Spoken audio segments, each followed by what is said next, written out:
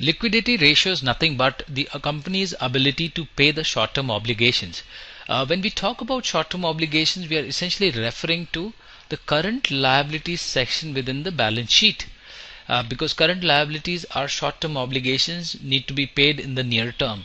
So all these ratios essentially check whether we have sufficient cash to pay these current liabilities. So let's calculate and see which ratios we are talking about. The first ratio is basically called as current ratio, and current ratio is nothing but current assets CA divided by CL, which is current liabilities. So let's take an example. If CA, current asset, is 200 and your current liability is, let's say, 100, your current ratio CR will be equal to 200 divided by 100. This comes out to be 2.0.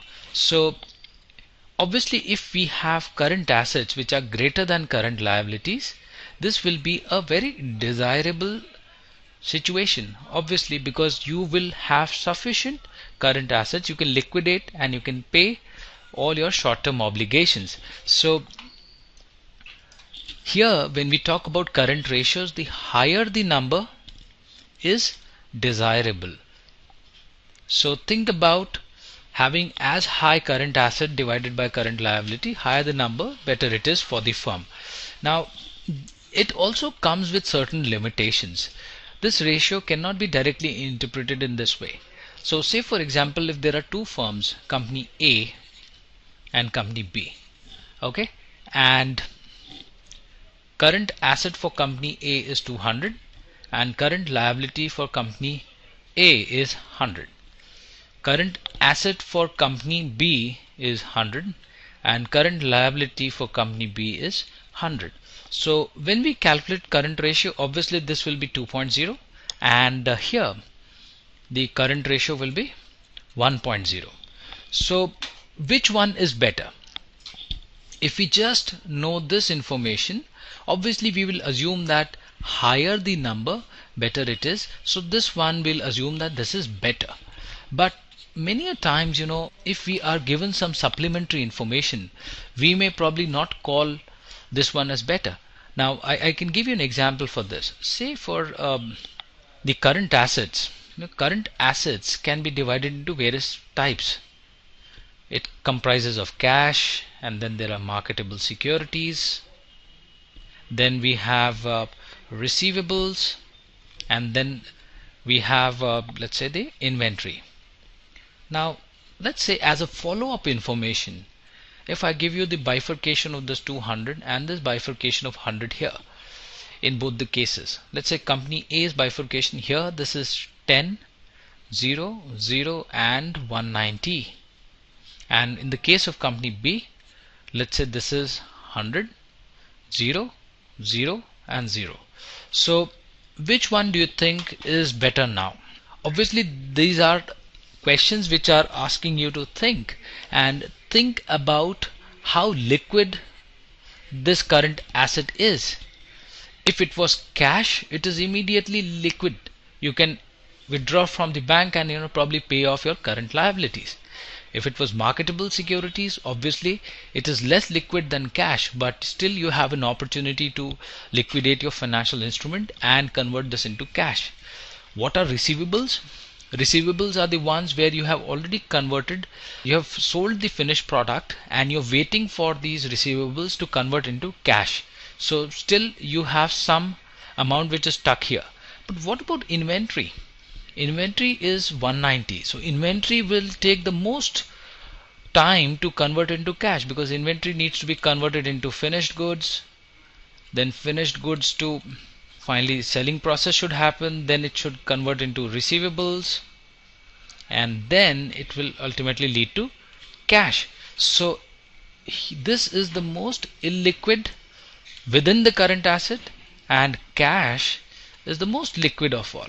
So with this supplementary information that we have for A and B, looks like probably B is well placed, because all of them is cash and they can immediately pay. However, the company may take a lot of time to convert this inventory into finished goods and finally into cash.